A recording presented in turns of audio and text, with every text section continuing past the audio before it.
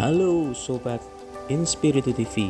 Pada kesempatan ini kita akan menyusuri jejak kehidupan Bunda Maria episode pertama. Ikuti selengkapnya hanya di Inspiritu TV.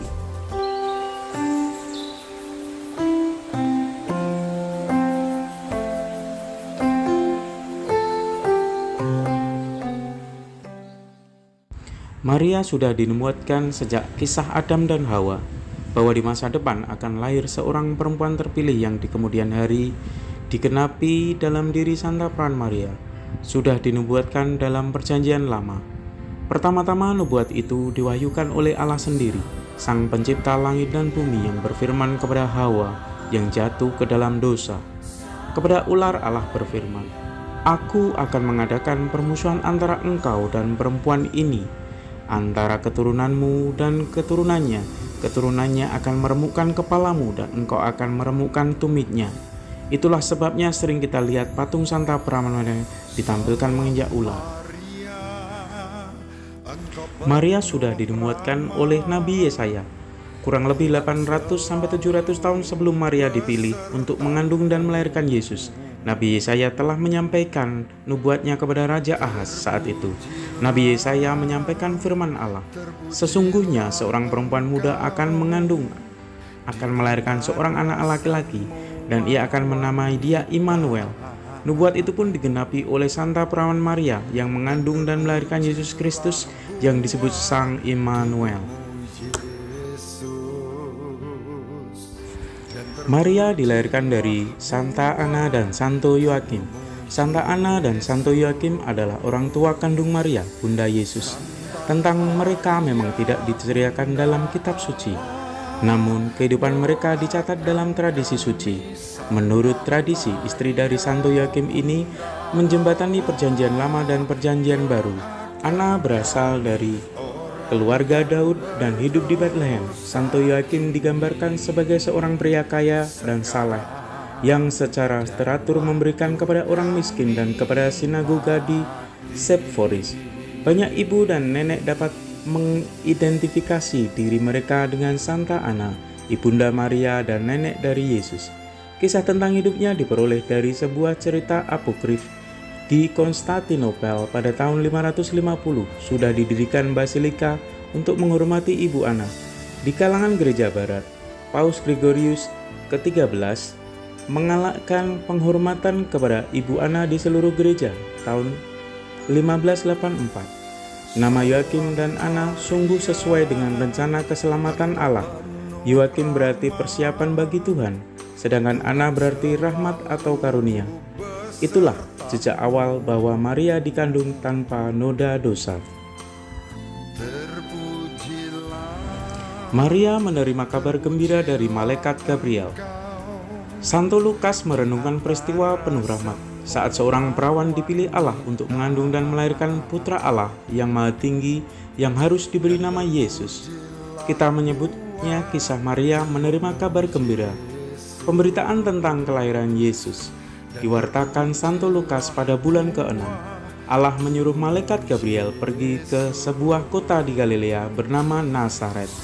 Malaikat Gabriel menjumpai seorang perawan yang bertunangan dengan seorang bernama Yosef dari keluarga Daud. Nama perawan itu Maria. Ketika malaikat itu masuk ke rumah Maria, ia berkata, "Salam, hai engkau yang dikaruniai Tuhan menyertai engkau." Maria terkejut mendengar perkataan itu, lalu bertanya ke dalam hatinya, apakah arti salam itu? Dan malaikat pun berkata, "Jangan takut, hai Maria, sebab engkau beroleh kasih karunia di hadapan Allah. Sesungguhnya engkau akan mengandung dan akan melahirkan seorang anak laki-laki, dan hendaklah engkau menamai dia Yesus. Dia akan menjadi besar dan disebut anak Allah yang maha tinggi.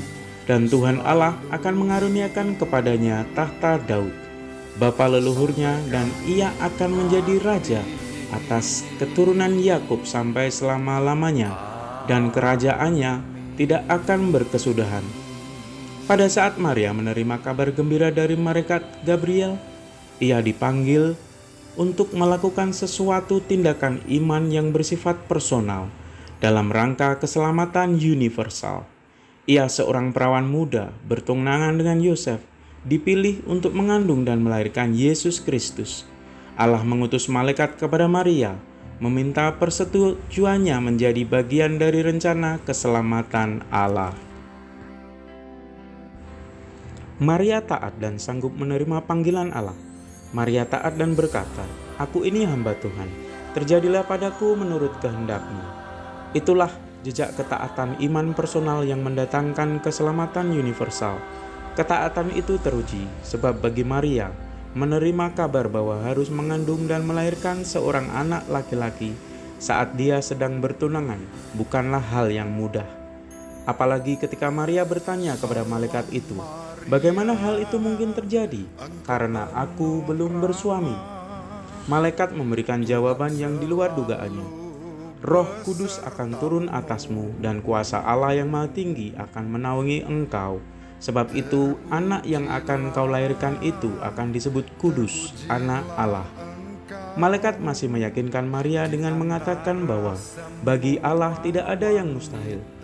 Bukti yang disampaikan adalah Elisabet, saudarinya, juga sedang mengandung seorang anak laki-laki pada hari tuanya. Seturut kehendak Allah, Elisabet bahkan sudah mengandung 6 bulan. Maria taat dan berkata, "Via, aku ini hamba Tuhan, terjadilah padaku menurut perkataanmu itu." Maria taat. Meski setelah ketaatannya, malaikat itu meninggalkan dia. Mari kita juga berjalan taat kepada kehendak Tuhan, meski terkadang seakan kita berjalan sendirian.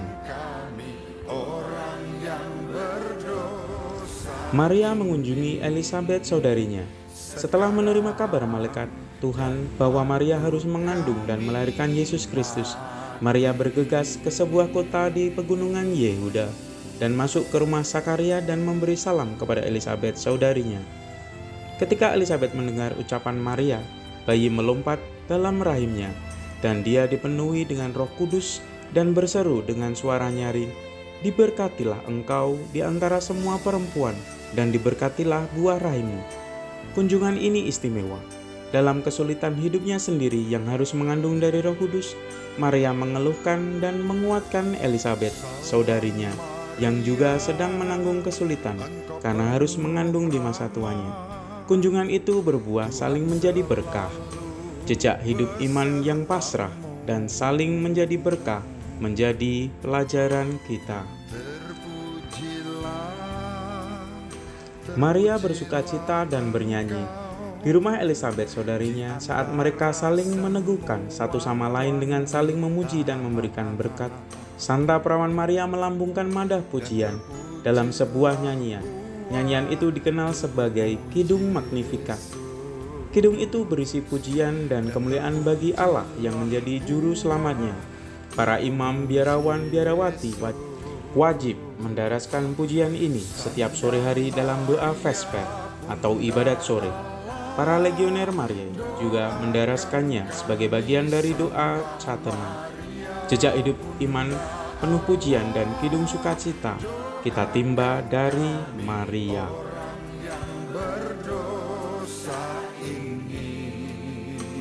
Sekarang dan waktu kami